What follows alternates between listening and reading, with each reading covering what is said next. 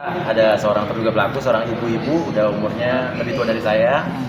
Tadi membawa apa sih, AC ya? AC yang di dalam rumah tuh indoor AC. Tapi tadi saya ketemu dengar cerita dari teman-teman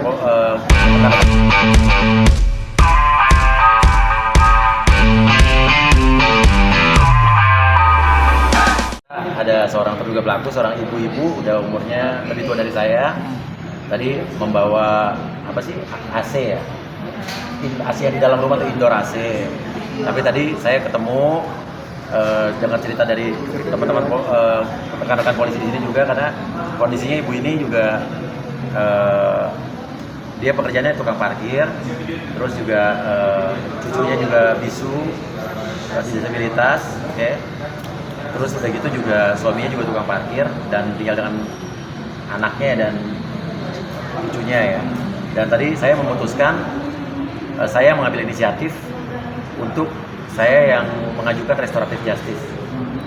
Jadi saya tadi tanya ke pihak polisian apakah bisa ada metode restoratif justice.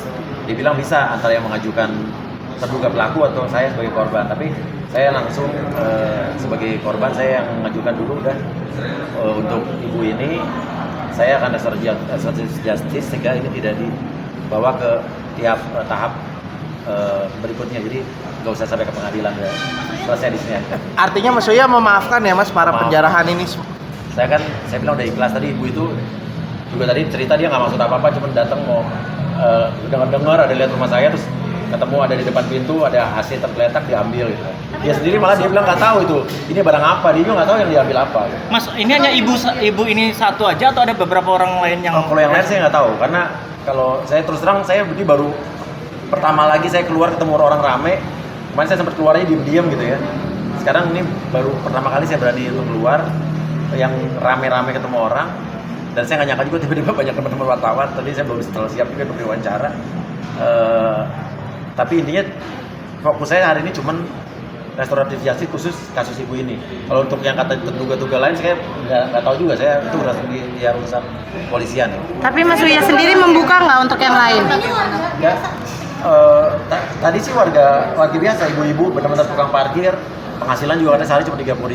Yang paling penting itu ya Ini nggak masuk dalam, maksudnya bukan orang yang masuk dalam organisasi. Ya nggak tahu, pokoknya intinya ya saya nggak tahu, saya tergerak apa ya, di hati saya tergerak buat saya punya feeling saya maafkan ibu ini, itu aja.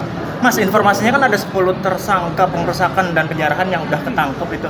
Itu barang bukti yang diamankan sama 10 tersangka ini sudah kembali belum, Mas? Terus terang, saya kalau 10 tersangka ini saya nggak tahu, maksudnya nggak, karena saya juga sampai sekarang belum buat laporan apa-apa, nggak buat laporan apa-apa.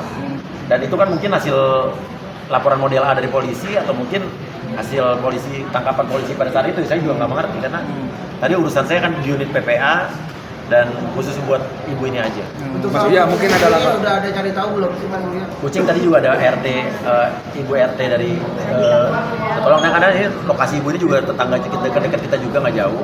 Tadi dihimbau bahwa kalau seperti ada kesadaran dari pihak-pihak pelaku yang mengambil, terutama kucing, foto-foto, surat-surat berharga gitu kan ya, segera bisa dikumpulkan informasinya ke RT atau ke RW masing-masing.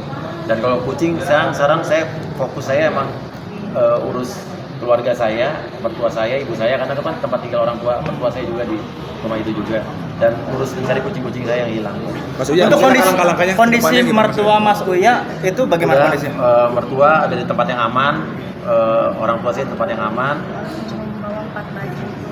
Cuman bawa 4 baju dan benar-benar di situ kita tidak sempat keluarin apa-apa, cuma bawa 4 baju sama bawa mobil udah.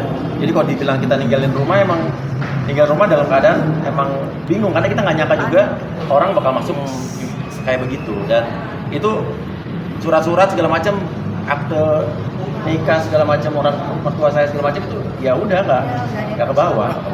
Artinya sudah berhasil, sudah dievakuasi sebelum ada masa masuk ke dalam rumah. Justru nggak sempat evakuasi apa-apa. Untuk mertuanya juga. Iya.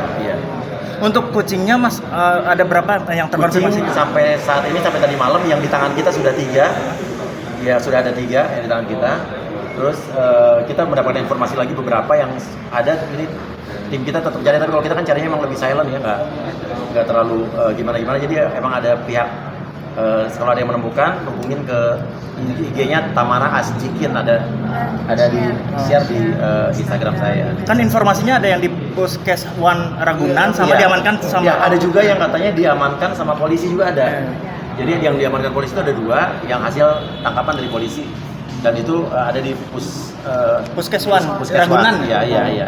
Kalau yang sama Serina, Mas Ya, Mas Serena masih di shelter, tapi sampai sekarang saya masih belum bisa, tim saya, teman-teman saya masih belum bisa nengok kucingnya. Tapi tadi saya udah berkomunikasi dengan Serena. Tadi udah sempat ngecek ke rumah Mas. Apa? Ada yang dikembalikan nggak sih Mas? Sampai sekarang saya barang-barang kembali belum.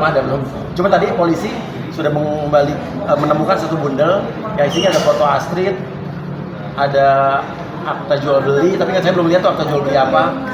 Iya. Iya, pasti. Iya. Tadi ada satu bundel, ada surat-surat lah tadi, ada surat-surat. Mas Uya udah ngecek coba ke rumah. Ya. Udah ngecek rumah belum Mas Uya? Ngecek belum, Pasca ngecek rumah penyerahan. sama sekali. Itu Tapi aja. anak-anak gimana Mas Uya? Masih Masih ada trauma atau gimana sih Mas?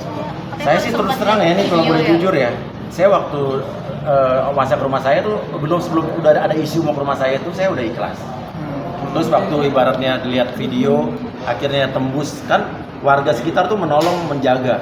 Warga tetangga-tetangga saya orang-orang baik, dia menjaga dan menghalangi orang-orang yang masuk, tapi tiba-tiba ada rombongan dari belakang, dari luar lebih langsung rangsek, seperti ada provokatornya yang langsung ngasih komando.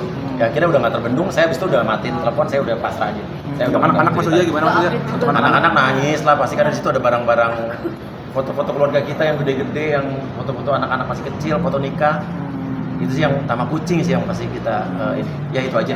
Katanya sempat trauma juga Mas Uya pas penjarahan itu, sempat trauma juga Mas Uya. Yang mau lihat videonya nggak mau update. Saya baru lihat video penjarahan itu baru kemarin apa hampir 2 hari inilah. Jadi 2 hari kemarin tuh saya belum lihat apa-apa. Terus baru lihat Instagram tuh baru setelah berapa hari. Karena saya terus terang saya masih ada di safe house, di rumah aman, dan itu aja. Tapi Ya. isu luar negeri benar nggak sih Mas Uya? Isu luar negeri, demi Allah saya nggak keluar negeri. Dan gini aja, please lebih cerdas untuk melihat, jangan tergiring dengan hoax-hoax yang ada di sosial media. Ini saya korban hoax. Ada video-video saya yang lagi joget-joget, ada tulisannya yang gaji 3 juta apa segala macam, itu kan bukan buatan saya. Itu yang menggiring, yang memanas-manasi orang supaya seolah-olah saya, pokoknya dia gitu deh. Oke. Dilihat yang benar, tolong diteliti apa yang dituduhkan orang itu benar video saya apa bukan. Satu lagi ya. Satu lagi ya. Tahu nggak ini ya? Ini trauma gak sih jadi anggota?